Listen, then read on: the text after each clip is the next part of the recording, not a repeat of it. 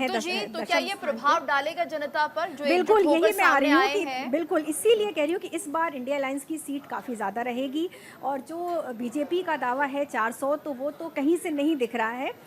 Maximum 300 तक सीटें आती नज़र आ रही हैं अगर देखा जाए तो। लेकिन इंडिया अलायंस की कुंडली इस बार प्रभाव डाल रही है और देखिए इनके नेता जो भी ये कार्य कर रहे हैं इसमें बहुत प्रभावी है। नवांश कुंडली और लगन कुंडली दोनों में बहुत सारे राजयोग हैं, ये भी एक अच्छी बात है। जिन्हें बताया कि चंद्रमा नीच का है, लेकिन ये भी है कि चंद्रमा छठे भाव में है बट नीच भंग राजयोग भी बना हुआ है। तो मुझे लग रहा है कि यहाँ पर बीजेपी की कुंडली में जो चंद्रमा नीच का छठे भाव में, वो कहीं ना कहीं वाद विवाद करा सकता है। कुछ बाधाएं आएंगी, कुछ बड़े विवाद हो सकते हैं, कुछ नेताओं में अनबन हो सकती है।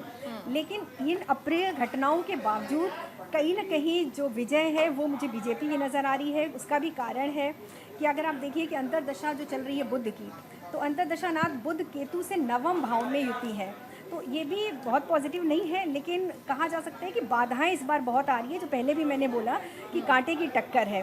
अब यहाँ पर जो पॉजिटिव चीज़ें हैं, देखिए लग्नेश नवम में बहुत बली है, सूर्य और गुरु का राशि परिवर्तन, ये सबसे बड़ी बात है बीजेपी की कुंडली में, क्योंकि सूर्य राजा होते हैं और जो मंत्री हैं वो गुरु होते हैं।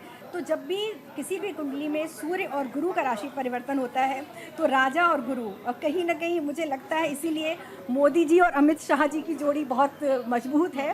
तो क्योंकि बीजेपी की कुंडली में ही राजा और गुरु का बहुत अच्छा इंटरकनेक्टेड योग है और यही इतना पावरफुल बनाता है बीजेपी को।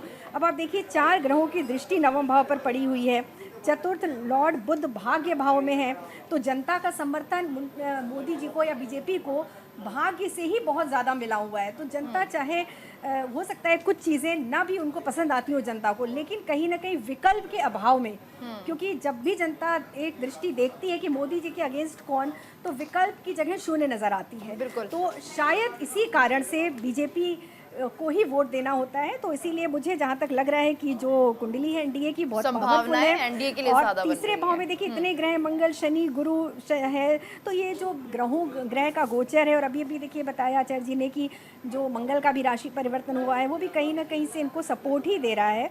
तो अगर हम ट्रांजिट की बात करें तो बीजेपी की कुंडली इस समय बहुत पावरफुल स्थिति में है।